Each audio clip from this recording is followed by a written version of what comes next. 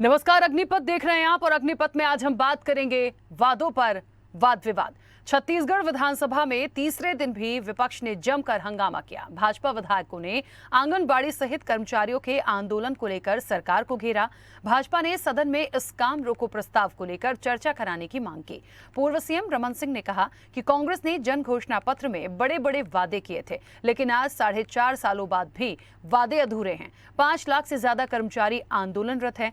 आंदोलन कर रही आंगनबाड़ी विधवा बहनें सिर मुंडवा रही हैं, लेकिन सरकार से कोई भी बात करने के लिए अभी तक नहीं पहुंचा है। उधर कांग्रेस विधायक विनय जायसवाल ने पलटवार करते हुए कहा कि भाजपा नेताओं की हालत कोयल जैसी हो गई है। पिछले 15 साल में किसी भी वर्ग के लिए काम नहीं किया, लेकिन मुख्यमंत्री भूपेश बघेल सभी की मांग को पूरा कर रहे हैं। ये आंगनबाड़ी कार्यकर्ता और जितने भी कर्मचारी हैं, उनके लिए स्थगन प्रस्ताव लाकर सदन की कार्रवाई को बाधित करने का काम कर रहे हैं। हालांकि आने वाले समय में सभी की मांग पूरी कर ली जाएगी। इन सबसे इतर विधानसभा में मंत्री अमरजीत भगत ने छत्तीसगढ़ सरकार का आर्थिक सर्वेक्षण भी पेश किया। राज्य की प्रति व्यक्ति आय अब 1,33,000 सालाना हो गई है। वहीं जीडीपी 8% है, जो देश की जीडीपी से 1% ज्यादा है। कुल मिलाकर यदि आंकड़ों पर जाएं तो छत्तीसगढ़ में विकास और आय में वृद्धि को दिखाया गया। अब किसका इस पूरे मुद्दे में यदि हम देखें तो इसका कितना फायदा चुनाव में मिलेगा, ये देखने वाली बात होगी। लेकिन उससे पहले जो बजट आना है उस पर सभी की निगाहें हैं कि आखिर भूपेश सरकार के पिटारे से जनता के लिए क्या निकलेगा। इसी पर चर्चा को आगे बढ़ाएंगे। उससे पहले कुछ प्रतिक्रिया है, वो सुनाते हैं। कांग्रेस ने जन घोषणा पत्र में बड़े बड़े वादे करके और सत्ता में आकर वो सारे वादे 4.5 साल होने के बाद भी भूल रही है और करीब करीब 5,60,000 से ज़्यादा कर्मचारी आज आंदोलनरत हैं। हमारी आंदोलनरत बहनों के द्वारा, विधवा बहनों के द्वारा, शिक्षा कर्मियों की विधवाओं के द्वारा सिर मुड़वाना पड़ रहा है, बाल कटवाना पड़ रहा है, मगर सरकार का कोई व्यक्ति उनसे बात करने के लिए नहीं जा रहा है। पूरे प्रदेश में आंगनबाड़ी पूरी ठप है, स्कूलों की हालत खराब है। सरकार को चाहिए कि तत्काल बात करे और आज हम सब ने इसमें स्थगन दिया। इस स्थगन में बात करने की मांग की। देखिए, भारतीय जनता पार्टी के जो नेता हैं और खास करके हमारे विपक्ष के नेता, प्रतिपक्ष और सारे विधायक जो हैं, वो कोयल पक्षी की तरह व्यवहार कर रहे हैं। जिस प्रकार से पक्षियों में जो कोयल होती है वो जाके दूसरे पक्षी के घोंसले में जाके अंडा देती है, आज भारतीय जनता पार्टी के नेताओं की भी हालत कोयल के जैसी हो गई है। ये पिछले 15 साल में किसी भी वर्ग के लिए कोई काम नहीं किए और आज ये जानते हैं कि माननीय यशस्वी मुख्यमंत्री भूपेश बघेल जी की सरकार सभी की मांग को पूरा कर रही है, सभी वर्गों के लिए काम कर रही है। तो ये आंगनबाड़ी कार्यकर्ता और तमाम जितने भी जो हमारे कर्मचारी हैं, उनके लिए स्थगन प्रस्ताव लाके जो सदन की कार्रवाई है उसको बाधित करने का काम कर रहे हैं।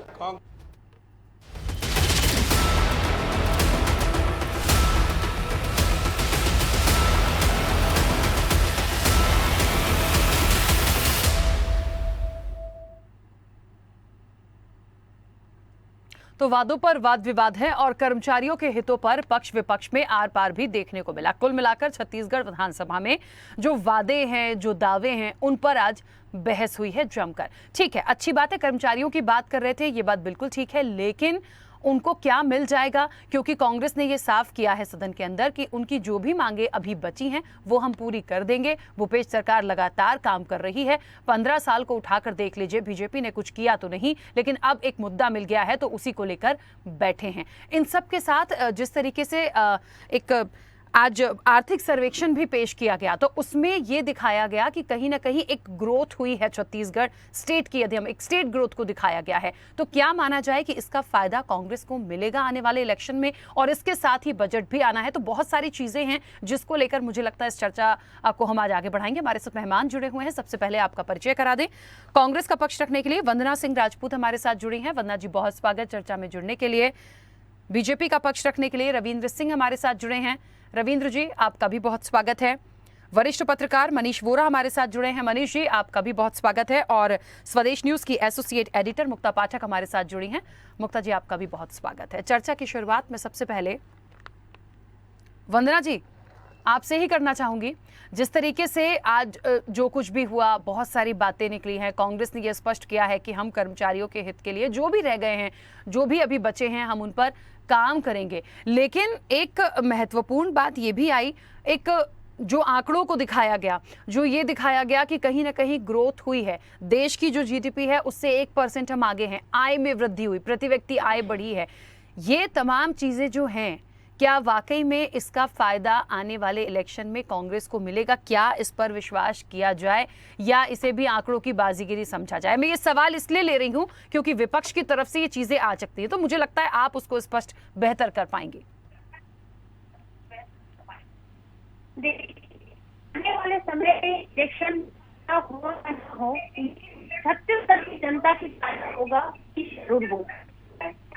हम राजनीति करते हैं लेकिन मुद्दे पर राजनीति कांग्रेस की नहीं है। और मेरी बात जनता वंदना जी मैं बीच में रोकूंगी, आपकी आवाज बिल्कुल क्लियर नहीं आ रही है। हम दोबारा कनेक्ट करेंगे क्योंकि मुझे लग रहा है कुछ नेटवर्क इशू भी है, बिल्कुल आवाज नहीं आ रही है। ठीक है, चलिए रविंद्र जी, सबसे पहले तो जो एक स्टेट ग्रोथ को दिखाया गया आज, जिस तरीके से तमाम चीजें रखी गई हैं, उस पर प्रतिक्रिया। ये तो कहीं ना कहीं लगता है कि कहीं कुछ विकास किया गया होगा, कुछ काम किया होगा, तभी यहाँ पहुंचे। यदि ऐसा होता है, छत्तीसगढ़ की जीडीपी बढ़ती है, तो मैं सरकार को धन्यवाद देना चाहता हूँ, वास्तविक रूप में यदि बढ़ती है तो। लेकिन एक तथ्य मैं रखना चाहता हूँ कि ये सरकार बोल रही है, तो तरह से कर्जे लिए गए हैं, 3 साल में जो कर्जा लिया गया है 51,000 करोड़ का कर्जा लिया गया है, और वो टोटल जीडीपी का, छत्तीसगढ़ के जीडीपी का 22% है। अब जीडीपी बढ़ रही है बोलते हैं, ये सेंट्रल से 1% ज्यादा, और टोटल कर्जा ही इनका 22% है। हर दिन कम से हर महीना 1400 करोड़ रुपया कर्जे के रूप में हमने लिया हुआ है, और 1 मिनट में 3 लाख रुपया का कर्जा हमने लिया हुआ है छत्तीसगढ़ की सरकार। तो इनके डाटा पे मैं तो भरोसा नहीं करता हूँ, और यदि ऐसा होता है भगवान की दया से तो बहुत अच्छी बात है। छत्तीसगढ़ में खुशहाली है, छत्तीसगढ़ में उन्नति है, हमको कहीं आपत्ति नहीं। आपत्ति इस बात की है कि ये डाटा मुझे उचित नहीं लगता, क्योंकि जैसे CMI का डाटा देते हैं, बेरोजगारी दर पे 0.6% है। ये CMI है कौन? एक प्राइवेट संस्था है, 1976 की संस्था है। वो प्राइवेट संस्था यहाँ के डाटा को देती है और भूपेश सरकार उसकी वाहवाही लूटते। अरे यदि बेरोजगारी पे देना है तो SSO की रिपोर्ट को ले लो, NSSO की रिपोर्ट को ले लो, जो सेंट्रल केंद्रीय सांख्यिकी संस्थान की रिपोर्ट होती है। तो इस तरह की रिपोर्टों पे जाने के बजाय हम ग्राउंड रिपोर्ट को देखें कि ग्राउंड में क्या हो रहा है। आज 5,80,000 अनियमित कर्मचारी अपने नियमितीकरण के लिए रोड पे बैठे हैं, 90 बार आंदोलन कर चुके हैं। मेरे को इस सरकार के किसी भी डाटा पे कोई भरोसा नहीं होता है, क्योंकि ये अपने अनुसार डाटा को प्रस्तुत करते, छत्तीसगढ़ की जनता को बरगलाते हैं, भ्रम फैलाते हैं। मैं किसी भी प्रकार से विश्वास नहीं करता। फिर भी कह रहा हूँ, एक बार फिर कह रहा हूँ, यदि जीडीपी में वृद्धि हुई है और यदि मतलब प्रति व्यक्ति आय वृद्धि हुई है तो दिखना भी चाहिए। कहीं दिखता नहीं है छत्तीसगढ़ में, क्योंकि 53,000 करोड़ का आपके ऊपर मतलब कर्जा है। क्यों लेने की जरूरत पड़ रही है कर्जा, यदि जीडीपी आपकी बढ़ रही है और प्रति व्यक्ति आय बढ़ रही है तो? इसलिए मैं इस सरकार को कहता हूं कि 4.5 साल ये झूठे आंकड़े पेश करते रहे और आरोप ही लगाते रहे। काम करने का अवसर भरपूर मिला, इन्होंने नहीं किया। राखी जी, लास्ट टाइम आपके साथ मैं चर्चा में था तो हमने एक बात की थी, आप उसमें थी कि भूपेश बघेल को त्रिपुरा का वो बनाया गया था प्रभारी, और कांग्रेस के लोग एकदम रमन सिंह के ऊपर चढ़ाई कर दिए थे कि भूपेश बघेल जी का स्टार प्रचार देखो कितना है। अब मैंने उस समय कहा था 2 सीट में सिमट के रहेगी त्रिपुरा में, कितने भी स्टार प्रचारक के रूप में आपको ज्ञान होगा। आज देखिए वो सत्य हुआ। फिर कह रहा हूँ कि इनका जो डाटा है जीडीपी से संबंधित या प्रति व्यक्ति आय से मुझे लगता नहीं है, क्योंकि करोड़ों रुपए कर्जा में डूबी हुई सरकार जो प्रति मिनट 3 लाख रुपया कर्जा लेती हो, उस सरकार के ऊपर क्या भरोसा करना। अब तो चला चली की बेरा है, दिसंबर में चुनाव हो जाएगा, सारी स्थितियां क्लियर हो जाएगी। लेकिन झूठ की उम्र बहुत लंबी नहीं होती है, लगातार झूठ बोलते रहे। कल रमन सिंह के ऊपर हाई कोर्ट ने, माननीय उच्च न्यायालय ने निर्णय दिया। रविंद्र जी ठीक है, चलिए हो गया। ठीक है, मुझे लगता है कि ये प्रस्तुत डाटा एकदम सही करे। ठीक है, चलिए मैं वापस आऊंगी। मतलब एक तरफ स्वागत भी कर दिया और उसमें बहुत सारी खामियां भी निकाल दी। ठीक है, मैं वंदना जी से इसकी प्रतिक्रिया लूंगी। वंदना जी अभी आती हूँ। मनीष जी, मुझे ऐसा लगता है क्योंकि एक वरिष्ठ पत्रकार हैं और निश्चित तौर पर जो कुछ भी आज हुआ है, कर्मचारियों के हितों की बात हो रही है, पक्ष विपक्ष लड़ते हैं, ये तो हम रोज ही देख रहे हैं कि हंगामा होता है महत्वपूर्ण। लेकिन आज मैं इसे इससे भी जोड़ूंगी कि जिस तरीके से जो आर्थिक सर्वेक्षण पेश किया गया है और जो ग्रोथ दिखाई गई है स्टेट की, क्या उसका कोई फर्क पड़ता है आने वाले इलेक्शन में? अपने कार्यकाल को और अपने कामकाजों को लेकर के सदन में आती है और उसको बताती है कि हमने ये किया है। देखिए, इस प्रकार की हम देखेंगे बेरोजगारी दर कितनी है, उन्होंने बताया, हमारी जीडीपी क्या है उन्होंने बताया। तो ये सारी चीजें जब लेकर के वो सदन में आता है, निश्चित रूप से इसका एक फर्क तो जो है जनता के ऊपर पड़ता है, लेकिन उसका जो परिवर्तन हम बात करें मतदान के रूप में या वोटों के रूप में मिले, वो मुझे कहीं ऐसा नहीं लगता कि बहुत ज्यादा कुछ ऐसा फर्क पड़ता होगा कि इन सारे डाटास को लेकर के जनता जो है वोट करती है, ऐसा कहीं नहीं होता है। लेकिन हाँ, एक चीज जरूर है कि सरकार इस बात को बताने का भरपूर प्रयास करती है। वैसे महत्वपूर्ण चीज है कि डाटों के आंकड़ों की जो बाजीगरी खेली जाती है, और निश्चित रूप से आज तक जितनी भी सरकार आई है, हर सरकार यही बताती है कि हमारे कार्यकाल में ये हुआ है, हमने इतना जीडीपी लेकर के आए, हमारे कार्यकाल में महंगाई कम हो गई, हमारे कार्यकाल में जनता का इतना फायदा हो गया, किसानों को फायदा हो गया, युवाओं को फायदा हो गया, महिलाओं को फायदा हो गया। जब सब कुछ अच्छा है तो क्यों जनता आंदोलन के लिए सड़कों पर उतर रही है? ये भी तो समझने की बात है। जब सब कुछ अच्छा चल रहा है, आप सब कुछ अच्छा काम कर रहे हैं, बेरोजगारी बिल्कुल नहीं है, उसके बावजूद भी चपरासी के भर्ती के लिए भी आवेदन निकलता है तो उसमें लाखों लोग जो है वो आवेदन देते हैं और उसके लिए वहां पर बहुत बुरी स्थिति बन जाती है। केवल ये स्थिति बन जाती है, गेट खुलते हैं और भगदड़ मच जाती है। तो ये सारी चीजें क्यों है? जब सब कुछ अच्छा है, आपके यहाँ बेरोजगारी दर कम है, आपके यहाँ महिलाएं छुट्टी है, आपके युवाओं को रोजगार मिल रहा है, बेरोजगारी भत्ता मिल रहा है, सब कुछ मिल रहा है, उसके बावजूद भी ये स्थिति निर्मित होती है कि जब भी हम बात करते हैं तो जहां भी छोटे छोटे आवेदन निकलते हैं वहां पर इतनी बड़ी संख्या में लोग आवेदन करने के लिए आते हैं। तो ये स्थिति को समझना पड़ेगा कि वास्तविक में जो आंकड़े बता रहे हैं और धरातल में जो स्थिति है उसका क्या आकलन सरकार करती है। तो इसमें एक बहुत अच्छी चीज है कि हमारे छत्तीसगढ़ के मुख्यमंत्री भूपेश बघेल जी जनता के बीच में लगातार जा रहे हैं और जाकर के भेंट मुलाकात के माध्यम से इस बात का फीडबैक दे रहे हैं कि सरकार की जो योजनाएं हैं उनका कितना फायदा आम जनता को मिल रहा है कि नहीं मिल रहा है, जनता को क्या असुविधाएं हो रही है, क्या उनको और दे सकते हैं, किसानों के लिए जो हमने किया है, जो योजनाएं लेकर के आए हैं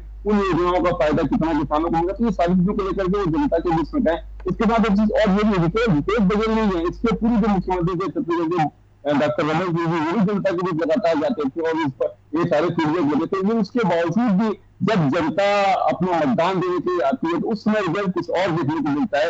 इतना फीडबैक आने के बाद भी पता नहीं क्या स्थिति निर्मित होती है कि सरकारें जो होती है वो अपने कामकाज का आकलन अधिकारियों के आधार पर करती है कि जनता के लिए फीडबैक के आधार पर करती है। ठीक है, चलिए वंदना जी, आपकी बात, क्योंकि उस वक्त आप डिस्कनेक्ट हो गई थी, आपका पक्ष आना जरूरी है, पहले अपनी बात रखिएगा। देखिए, इस साल हमारी सरकार ने जो यहाँ पर देखेंगे कि जो इनकम है वो इनकम को यहाँ पर बहुत ही अच्छे तरीके से लोग प्रस्तुत किए हैं कि यहाँ पर धरातल पर आकर के हमारी सरकार हमेशा से काम कर रही है। प्रति व्यक्ति आय में पिछले साल से अगर तुलना करते हैं तो 10.93% की बढ़ोतरी हुई है। ये बहुत अच्छी बात है।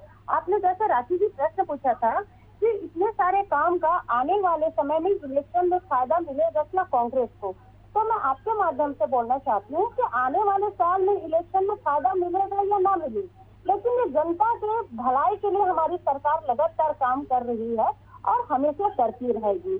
जैसे आप देख रहे हैं कि लगातार ये लोग आंदोलन जो हो रहे हैं उनके बारे में बात करते हैं, तो 15 साल की इनकी शासन में जो स्थिति हमारी छत्तीसगढ़ के कर्मचारियों का हुआ है, उस स्थिति को भरने के लिए हमारी कांग्रेस सरकार लगातार कार्य कर रही है और लगातार योजना लागू कर रही है।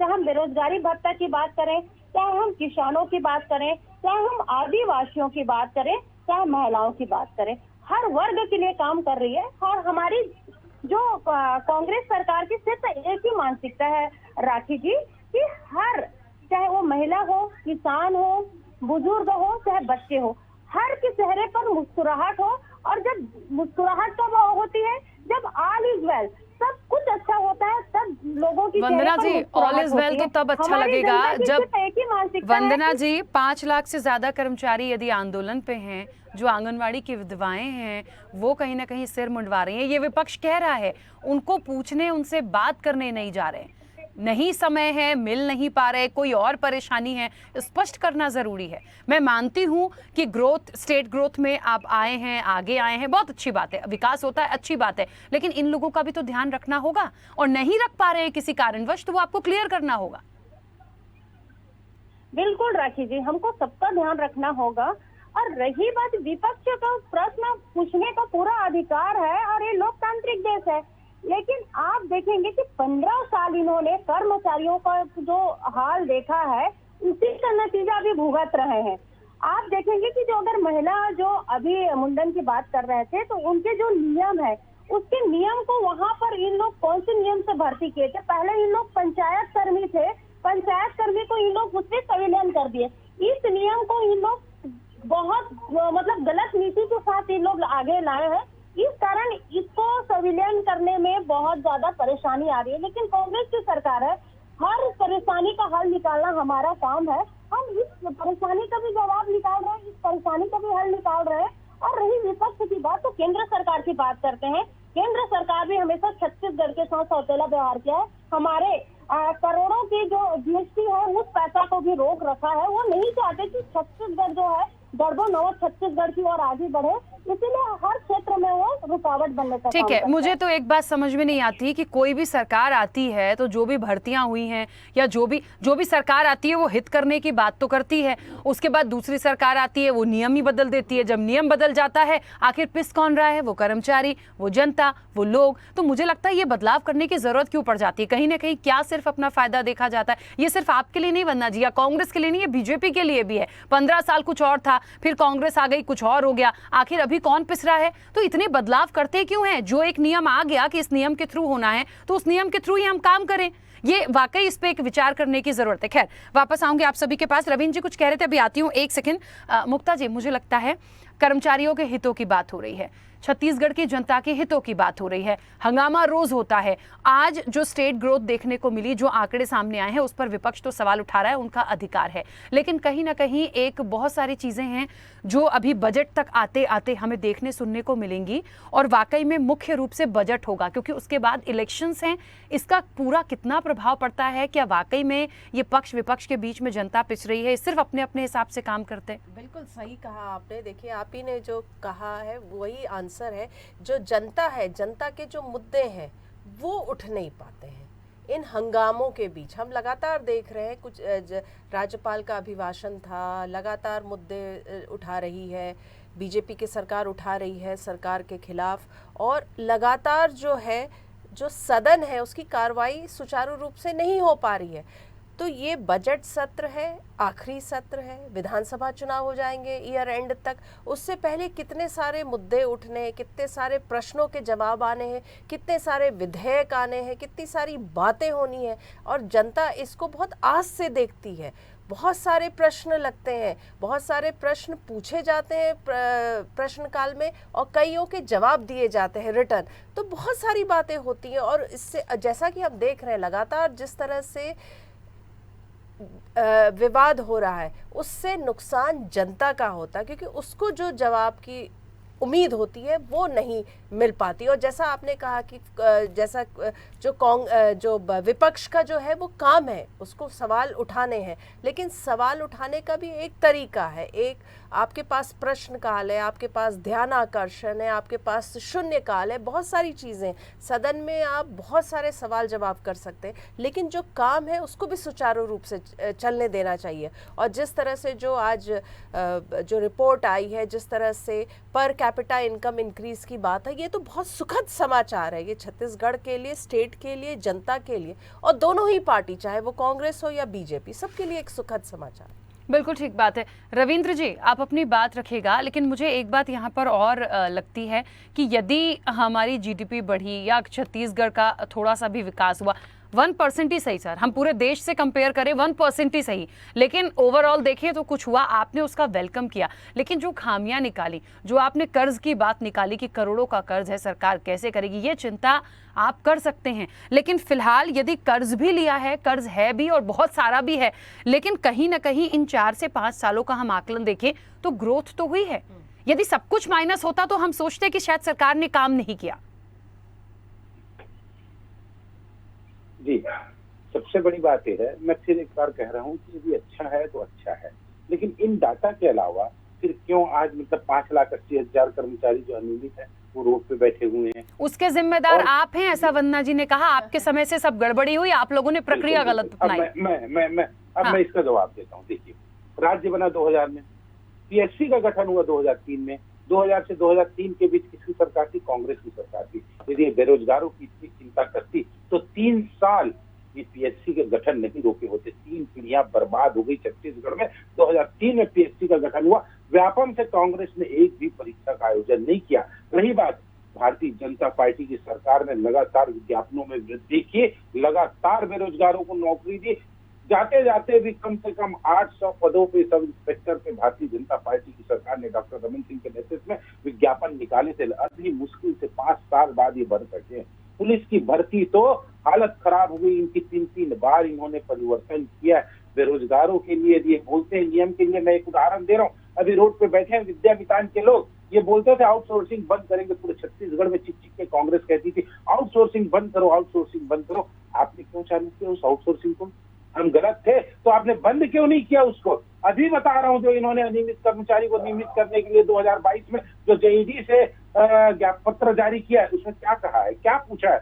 क्या जो नियमित कर्मचारी है उनके आरक्षण के नियमों का पालन हुआ है? क्या लोग पर्याप्त योग्यता रखते हैं? क्या किसी विज्ञापन से चयनित हो क्या है? अरे ये तो पहले से हो चुका था, फिर आप अभी क्यों 2022 में कर रहे हैं? आपकी सरकार तो 10 दिन में, ये सिंहदेव जी ने कहा था 10 दिन में अनियमित कर्मचारियों को नियमित करेंगे, और इनके झूठ का पुलिंदा बता रहा हूँ। दिल्ली में 70,000 अनियमित कर्मचारियों को नियमित किया गया, मध्य प्रदेश में 90,000 अनियमित कर्मचारियों को नियमित किया गया। ये 4 कर्मचारियों को नियमित नहीं कर सके, और फिर भी उसके बावजूद ज्ञापन जारी करते जेडी के माध्यम से, और 10 क्यूरी करते। इस क्यूरी को पूरा करने में अभी दिसंबर तक निकल जाएगा, फिर भी भर्ती नहीं कर सकेंगे। ठीक है मैं डाटा वंदना रख जी, के बात कर रहा वंदना जी हूं। जवाब दीजिएगा। तो 5,00,000 ठीक है रविंद्र जी, बीच में मैं क्यों रोकूंगी सर, जी। समय है क्योंकि समय की सीमा होती है।